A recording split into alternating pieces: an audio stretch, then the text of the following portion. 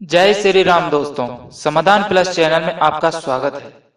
दोस्तों, आज हम आपके लिए छठ व्रत कथा के बारे में बताने जा रहे हैं। छठ व्रत में छठी माता की पूजा होती है और उनसे संतान की रक्षा का वर भी मांगा जाता है। कार्तिक माह के शुक्ल पक्ष की षष्ठी तिथि को मनाए जाने वाले छठ व्रत का वर्णन भविष्य पुराण में सूर्य षष्ठी के रूप में भी बताया गया है। हालांकि लोक मान्यताओं के अनुसार सूर्य षष्ठी या छठ व्रत की शुरुआत रामायण काल से हुई थी। इस व्रत को सीता माता समेत द्वापर युग में द्रौपदी ने भी किया था। आइए अब छठ व्रत कथा के बारे में जानते हैं। कथा के अनुसार प्रियव्रत नाम के एक राजा थे। उनकी पत्नी का नाम मालिनी था, परंतु दोनों की कोई संतान नहीं थी। इस बात से राजा और उसकी पत्नी बहुत दुखी रहते थे। उन्होंने कई प्रयास किए लेकिन उनको कोई संतान नहीं हुई। उन्होंने एक दिन संतान प्राप्ति की इच्छा से महर्षि कश्यप द्वारा पुत्रेष्टि यज्ञ करवाया। इस यज्ञ के फलस्वरूप रानी गर्भवती हुई।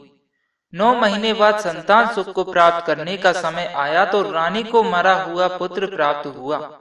इस बात का पता चलने पर राजा को बहुत दुख हुआ। संतान शोक में बहे आत्महत्या का मन बना लिया। परंतु जैसे ही राजा ने आत्महत्या करने की कोशिश की, उनके सामने एक सुंदर देवी प्रकट हो गई। देवी ने राजा को कहा कि मैं षष्ठी देवी हूँ, मैं लोगों को पुत्र का सौभाग्य प्रदान करती हूँ। इसके अलावा जो सच्चे भाव से मेरी पूजा करता है,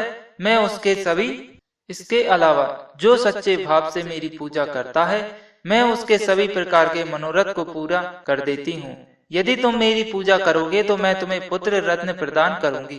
देवी की बातों से प्रभावित होकर राजा ने उनकी आज्ञा का पालन किया। राजा और उनकी पत्नी ने कार्तिक शुक्ल की षष्ठी तिथि के दिन देवी षष्ठी की पूरे विधि विधान से पूजा की। इस पूजा के फलस्वरूप उन्हें एक सुंदर पुत्र की प्राप्ति हुई। तभी से छठ का पावन पर्व मनाया जाने लगा है। इस तरह छठ पूजा की व्रत कथा समाप्त हुई।